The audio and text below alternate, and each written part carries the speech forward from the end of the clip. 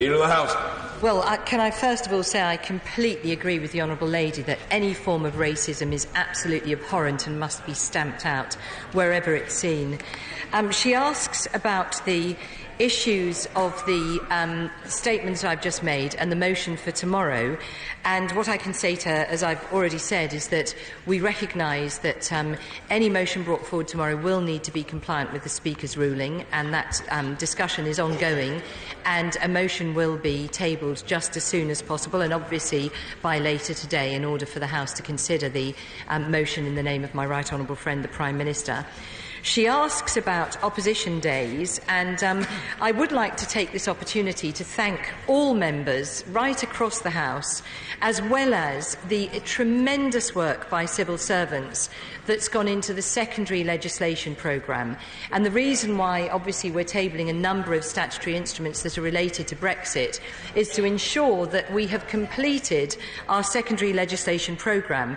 And what I can say is that all of those statutory instruments needed for exit day have now been dealt with appropriately. Members have spent over 120 hours debating over 230 EU exit SIs in this parliamentary session, and also the Sifting Committee has considered over 220 proposed negative SIs, recommending over 60 of them for upgrade to the affirmative procedure.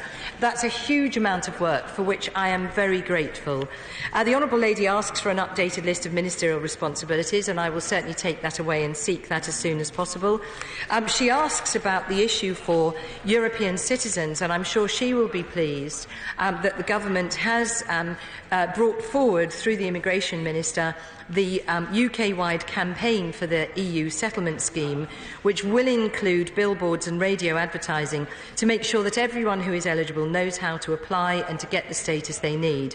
It's this government's priority to make sure that EU citizens who've built their lives here and who've contributed so much to our society know that they are absolutely welcome in the United Kingdom. She asks about the new residents in New York. I can absolutely assure her that we've secured the best possible deal and value for money on a property that will help promote the United Kingdom in the commercial capital of our largest export market and a trading partner for years to come.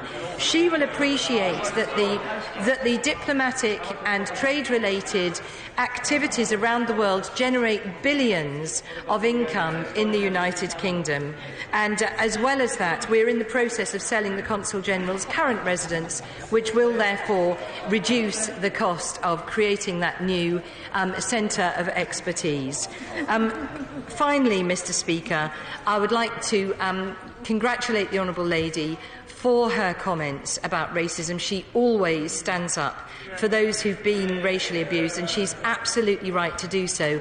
And I will always support her in her efforts to stamp out racism wherever we see it.